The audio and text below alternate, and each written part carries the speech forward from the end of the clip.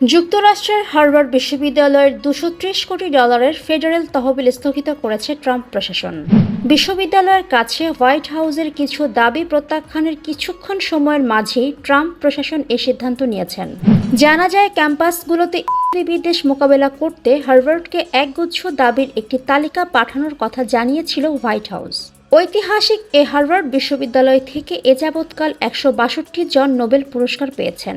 Trump এই বিশ্ববিদ্যালয়ের ওপর প্রচণ্ড নাখোশ, কারণ তারা ভর্তি প্রক্রিয়া, নিয়োগ এবং রাজনৈতিক দৃষ্টিভঙ্গির ওপর সরকারি তদারকি মানতে অস্বীকার করেছে। এ দাবি প্রত্যাখ্যান করে হার্ভার্ড বলেছে, হোয়াইট হাউস তাদের নিয়ন্ত্রণ করার চেষ্টা করেছে। এই প্রথম যুক্তরাষ্ট্রের কোনো বড় বিশ্ববিদ্যালয় তাদের নীতি পরিবর্তনের জন্য ট্রাম্প প্রশাসনের চাপকে প্রত্যাখ্যান করল।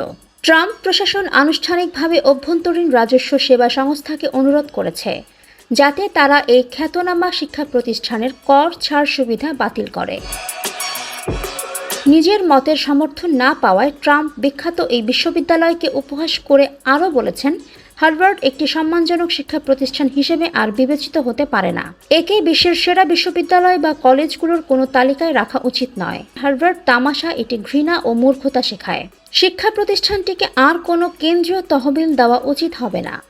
এর জবাবে হার্ভার্ড বিশ্ববিদ্যালয়টির প্রেসিডেন্ট অ্যালান গার্বার এক চিঠিতে বলেন, কেন্দ্রীয় তহবিল ধরে রাখার আশায় তারা এসব দাবি মেনে নিতে পারবেন না। ক্ষমতায় যে দলই থাকুক না কেন, বেসরকারি বিশ্ববিদ্যালয়গুলো কি পড়াতে পারবে, কাকে ভর্তি করতে পারবে, নিয়োগ দিতে পারবে এবং পড়াশোনা ও অনুসন্ধানের কোন ক্ষেত্রগুলোকে অনুসরণ করতে পারবে, তা কোনো সরকারেরই নির্ধারণ করা উচিত নয়। CNN ও ওয়াশিংটনের খবর থেকে জানা যায়, ট্রাম্পের আদেশের পরপরই IRS এখন থেকেই প্রয়োজনীয় ব্যবস্থা নেওয়ার পরিকল্পনা করছে। এ ঘটনায় যুক্তরাষ্ট্রের শিক্ষা দপ্তরের প্রতি নিন্দা জানিয়েছেন সাবেক মার্কিন প্রেসিডেন্ট বারাক ওবামা। যুক্তরাষ্ট্রের সবচেয়ে পুরনো বিশ্ববিদ্যালয় হার্ভার্ডের পদক্ষেপের প্রশংসা করেছেন।